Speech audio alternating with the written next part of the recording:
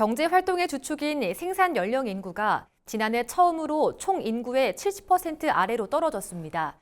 반면 65세 이상 고령 인구 비율은 처음으로 20%를 넘어섰는데요. 지난해 인구주택 총조사 결과를 이은영 기자가 정리했습니다.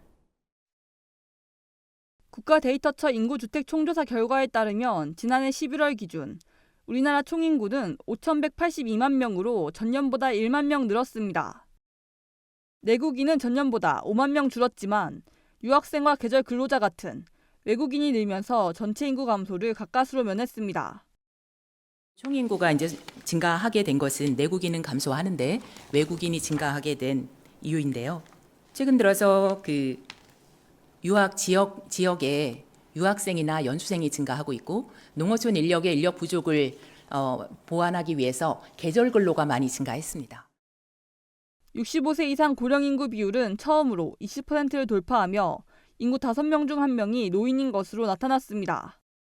15세부터 64세까지 생산 연령 인구 비율은 69.2%로 역대 처음 70% 밑으로 떨어졌습니다. 가구 구조를 보면 1인 가구가 824만 가구로 전체의 36%를 차지하며 규모와 비중 모두 역대 최대를 기록했습니다. 10집 가운데 한 집은 노인이 혼자 사는 고령 1인 가구로 조사 이래 가장 많았습니다.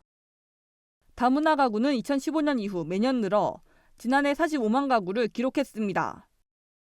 수도권 인구 쏠림은 더 심해졌습니다. 2015년부터 수도권 인구 비중은 지속적으로 늘어 지난해엔 전체 인구의 50.9%가 수도권에 거주하는 것으로 나타났습니다. 이런 가운데 89개 인구 감소 지역 중 23개 시군구에서 인구가 깜짝 증가했습니다. 특히 신재생 에너지 사업 햇빛연금을 도입한 광주 전남 신안구는 전년보다 인구가 5.6% 증가하며 전국에서 세 번째로 높은 증가율을 기록했습니다. 섬으로 주로 이루어진 신안군이긴 한데 거기에서 신재생 에너지 이익 공유제를 운영을 해서 햇빛연금이나 햇빛 아동수당을 운영했습니다. 그래서 좀 독특하게 10대 인구가 좀 증가한 그런 사례고요. 지난해 총주택은 2,018만 호로 1년 전보다 30만 9천 호 증가하는데 그쳤습니다. 이는 4년 만에 가장 적은 증가폭으로 최근 착공 비율이 둔화한 게 영향을 미쳤다는 설명입니다. MBS 이은영입니다.